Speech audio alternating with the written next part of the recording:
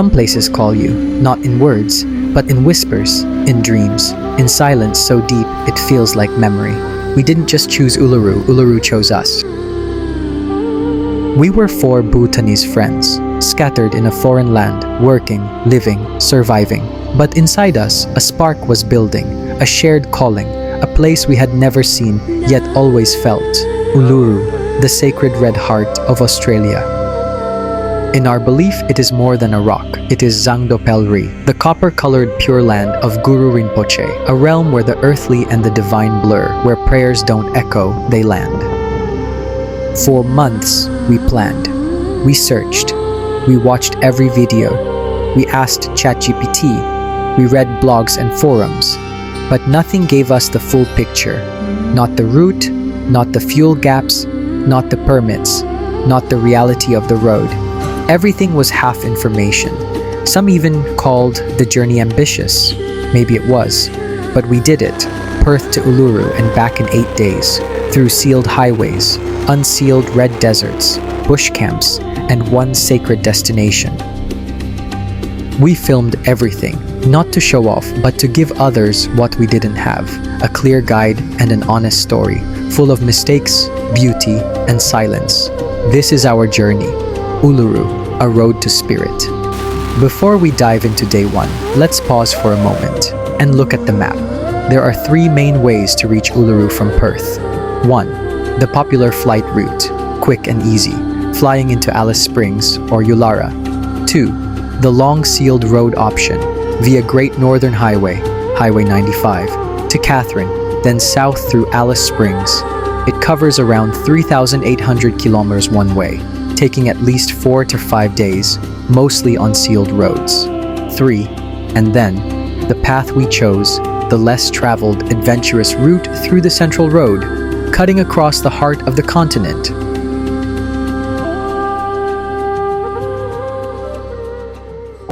This is the Great Central Road, a mix of sealed and unsealed terrain, remote roadhouses, wild desert, and pure silence. It's shorter, around 2,500 kilometers one way, but not easy.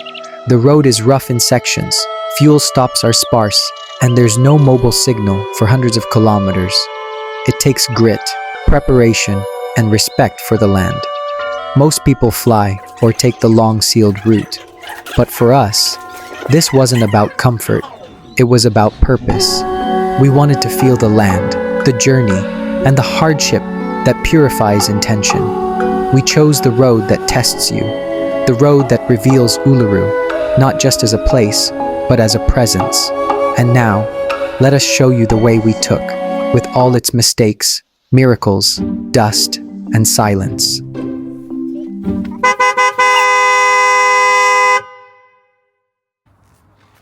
Some journeys begin with adventure. Ours began with confusion and commitment. The original plan was simple. Pick up the vehicle at 8 a.m., leave Perth early, and make it to Kalgoorlie by late afternoon. Fresh, excited, and ahead of schedule. But this wasn't a simple trip. This was our first major road expedition into the deep Australian outback. And we had no experience with a Trayon camper. No walkthrough, no demo. Just a manual, some YouTube clips, and hope. And because it was a Monday, we weren't allowed to collect the car the day before. Rental agencies don't operate on Sundays, something we learned too late. Lesson 1. Never begin a trip on a Monday.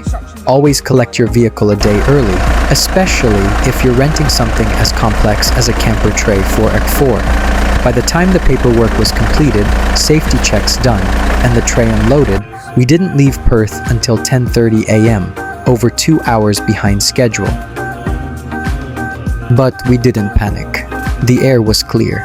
The sun was rising behind us, and 4 Bhutanese friends were finally on the road to Uluru, a place we had only seen in pictures and dreams.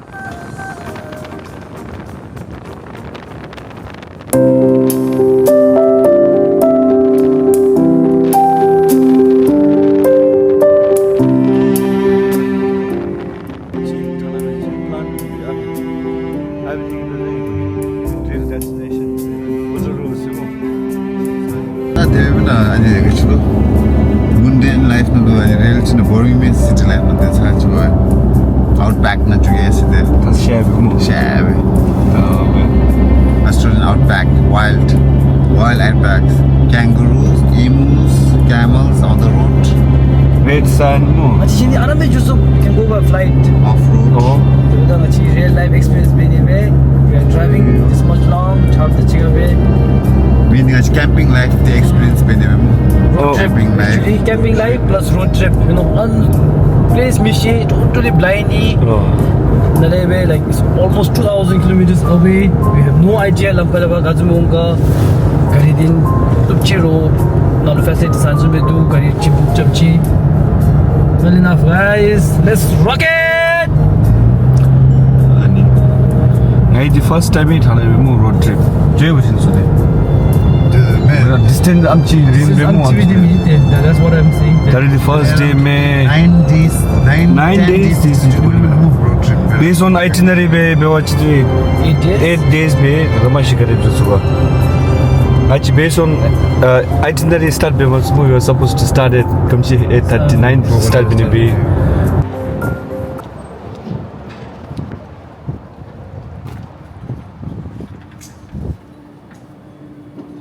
Our first fuel stop was right there in Perth, a precaution. After that, we stopped for lunch, just by the side of the road. Nothing fancy, just packed meals and bottled water. The kind of roadside meal that feels like a ceremony when it marks the beginning of something huge. We drove east, into the wheat belt. The road was open, the sky endless. This wasn't the outback yet, but we could feel it pulling us already. We refueled again before reaching Kalgoorlie, just to be safe. Out here, fuel is not optional. It's strategy. Miss one, and you pay with time, distance, and risk.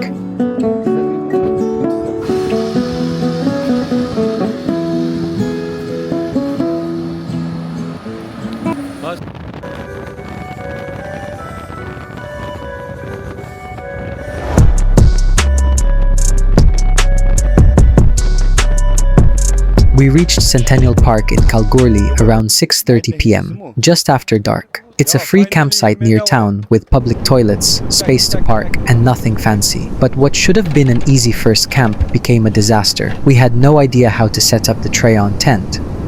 The wind was strong. It was cold. The light was fading fast. We couldn't find the right gear. We struggled with the locks and frames.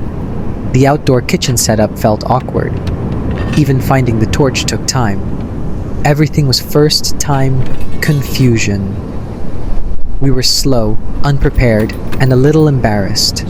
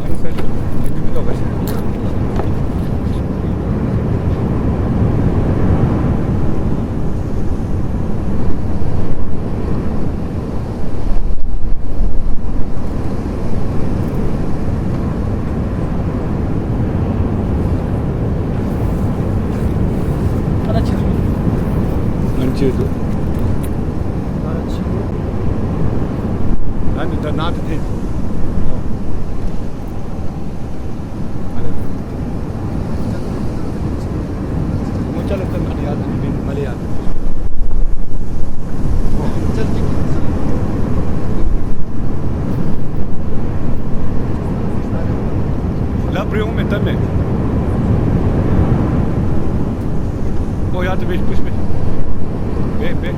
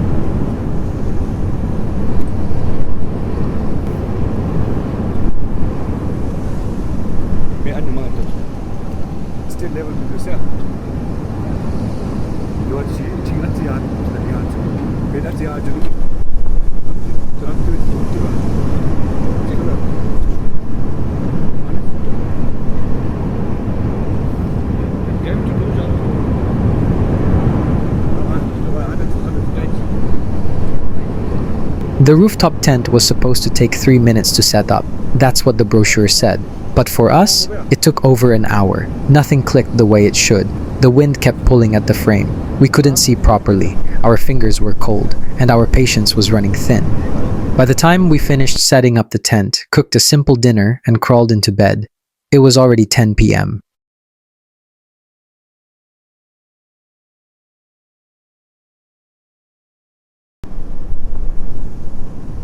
We were exhausted. Our backs ached. But still, in that moment, lying under canvas, listening to the wind against the tent, we laughed. We felt a strange sense of relief. We had survived day one, and that felt like a victory. But deep down, none of us could really relax, because the hardest days were still ahead. We had no idea what the Central Road would throw at us. No idea how we'd manage the isolation, the fuel gaps, the bush camps, the silence. We jumped into bed like it was over, but inside, we all knew this was just the beginning.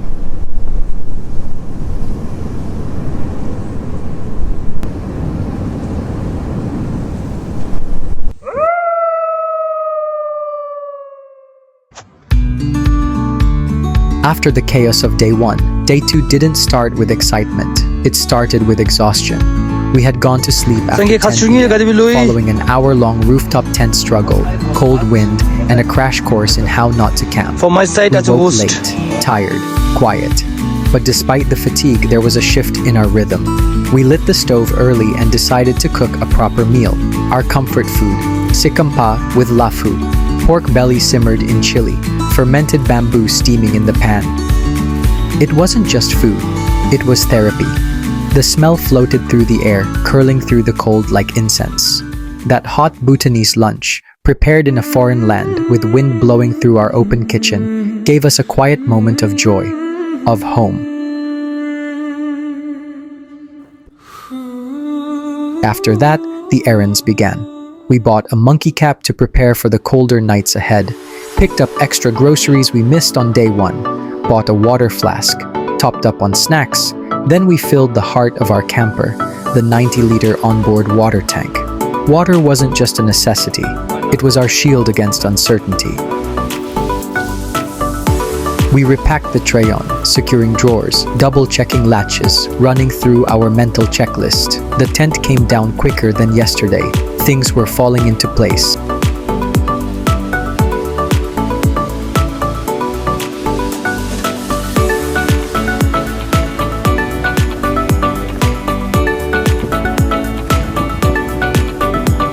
Before leaving Kalgoorlie, we made one stop, the Super Pit.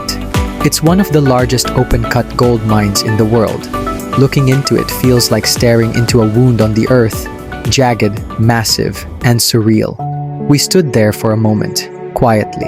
It reminded us how deep humans dig for what they desire. But it also reminded us what we're looking for lies in silence, not stone.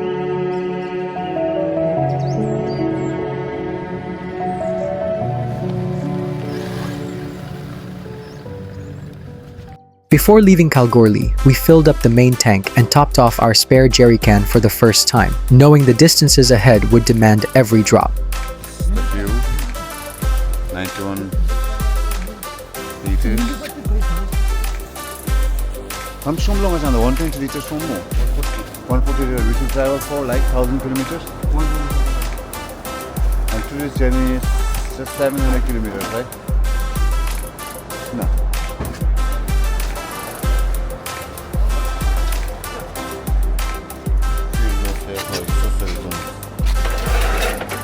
Extra fuel.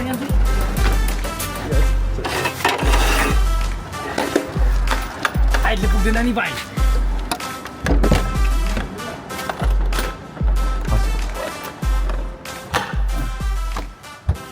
Done, Nina. Done. Done.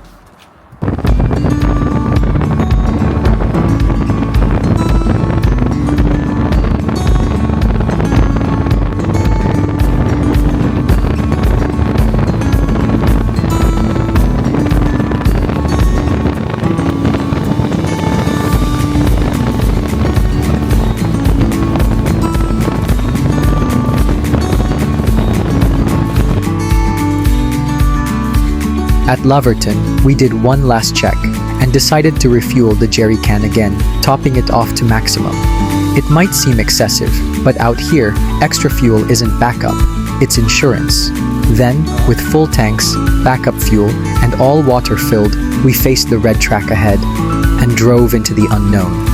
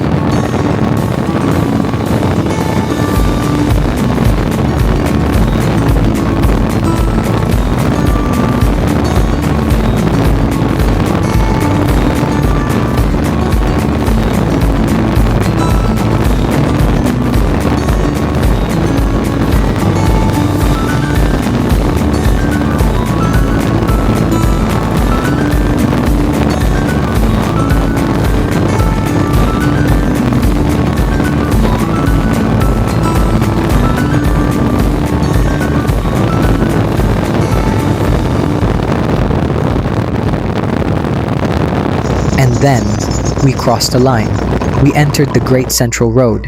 This was it, the real outback. The bitumen faded to red gravel. The towns disappeared. The mobile signal dropped. There were no shops, no towns, no noise. Just red dirt, endless scrub, and a road that hums with ancient silence.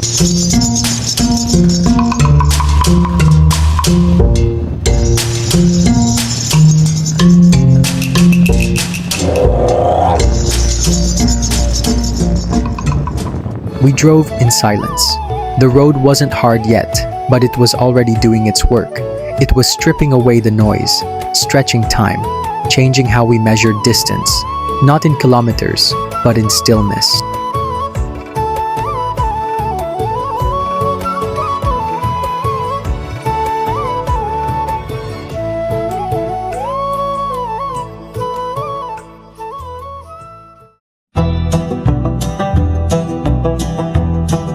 As the hours passed, the sun began to drop. By the time it was 5:30 p.m., it was already getting dark, and we all knew one rule we wouldn't break: never drive after dark in the outback. Animals cross freely, vision fades fast, and if anything goes wrong, help is hours away. We opened the Wikicamps Australia app, which we had downloaded in advance with offline access, and used it to find a safe bush camp between Warburton and Tshewang. Without wikicamps, we wouldn't have known where to stop. With it, we found a reliable flat spot, just off the main road, away from traffic, quiet and safe. We parked, set up camp, and this time, everything went smoother. Tent setup was quicker. Gear was easier to find. We were starting to get the hang of things. We made a campfire, played some music, had dinner, and sat around quietly, talking, laughing, and just letting ourselves settle into the journey. Before EDM na, San Francisco EDM, San Francisco EDM anim Guru mu. The Buddha was before San Francisco EDM. The Guru da Buddha ki bana gamchi has no. Yes, I am.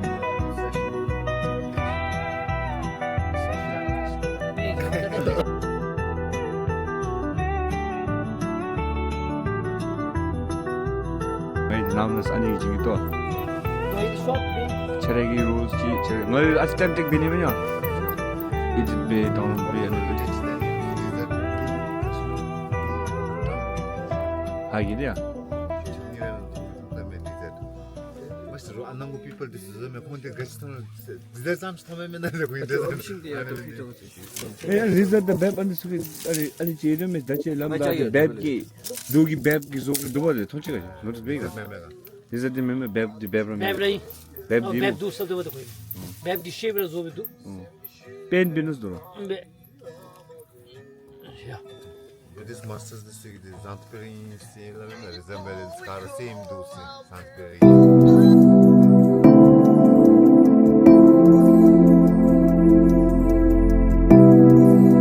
That night, we slept well. For the first time, it felt like we were getting into rhythm with the road.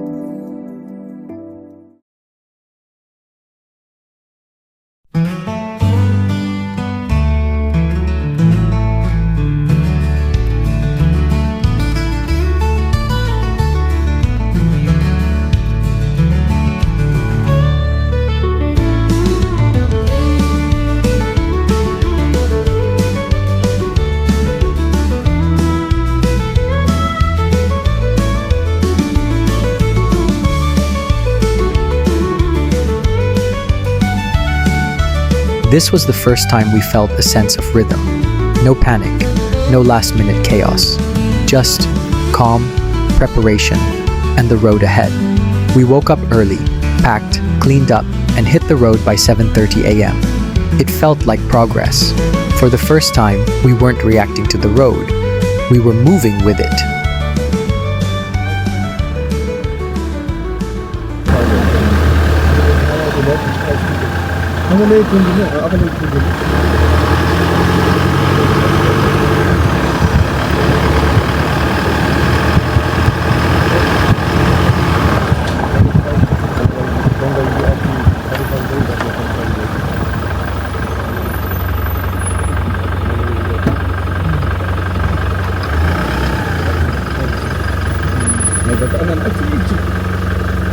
One minute.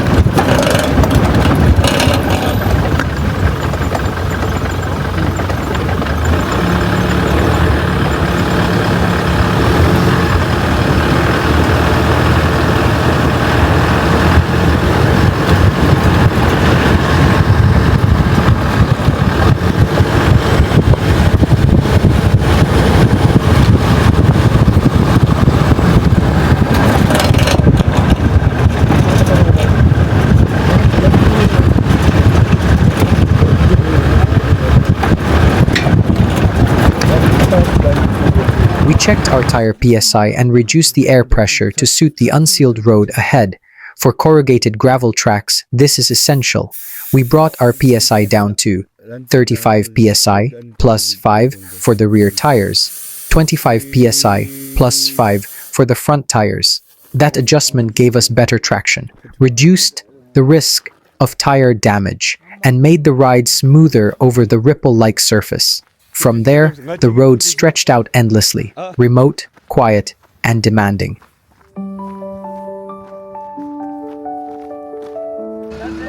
The first very good couple that we met here.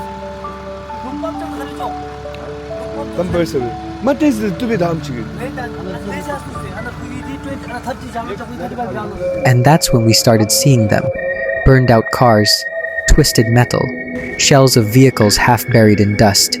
They were scattered along the sides of the track, abandoned, charred, and rusted by time. Some looked like they'd been rolled. Others had clearly been torched. No signs of life, no names, just wreckage. It felt like something from a post-apocalyptic movie, beautiful and haunting at the same time. In that moment, the reality hit deeper. This is a harsh place.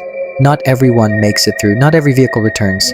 Seeing those cars wasn't just eerie, it reminded us how fragile things are out here.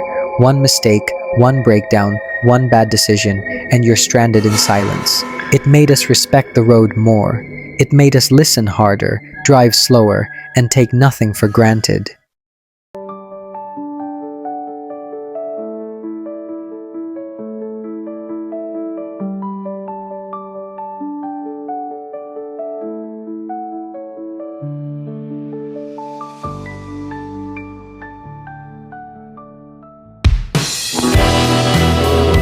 We stopped at Chukayirla Roadhouse, quiet, remote, and essential. Fuel prices here were high, around $2.90 per liter, but that didn't matter, because from here, we faced the longest fuel gap of the entire trip, 246 kilometers to Warburton. No stops, no services, just pure red road. We filled up main tank, checked tire pressure, and made sure nothing was loose. We also asked the staff about road conditions ahead, which were still good, with no rain or flooding.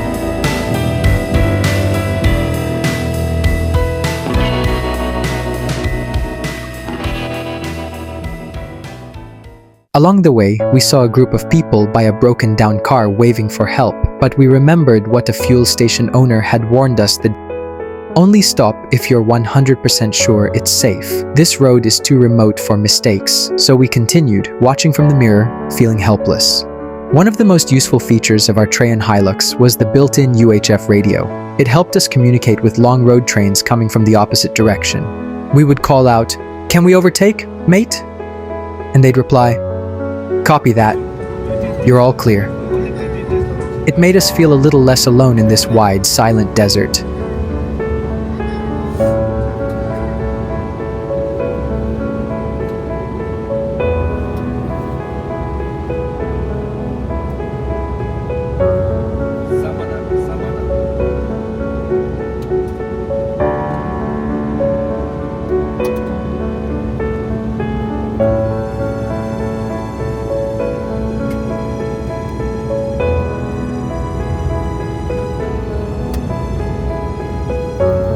By midday, we reached Warburton, a remote outpost in the middle of the desert. We stopped for fuel and water, but here we discovered something important. Unleaded 91 fuel is banned in this region, due to petrol sniffing issues in indigenous communities. Most roadhouses, including Warburton, only sell Opal fuel or diesel. Luckily, we were driving a diesel vehicle. But for anyone planning this route, make sure your vehicle is compatible.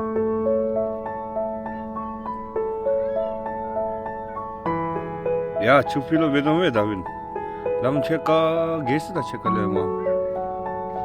Da doranale 550 kilometers this do. 1400 cover baby dam mo chige. 1400 kilometers cover baby dam na.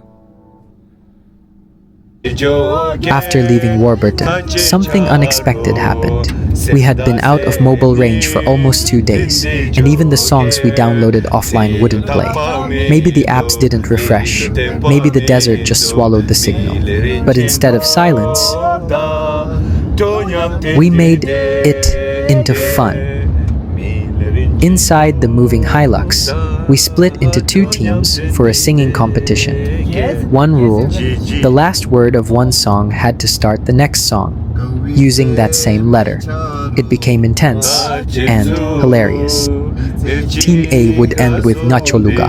Team B had to start the next song with Ga. Whoever failed lost the round.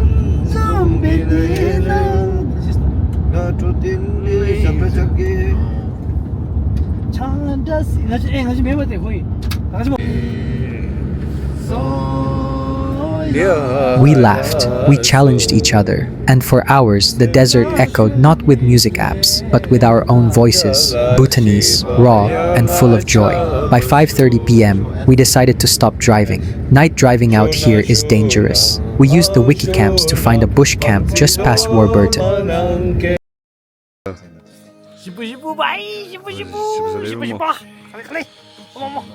We pitched our rooftop tent, lit a fire, made dinner, and sat under the stars.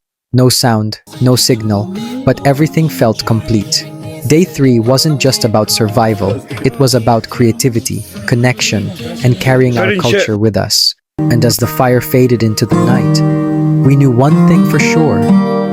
It's not always where you are that matters. Sometimes, it's who you are and who you're with.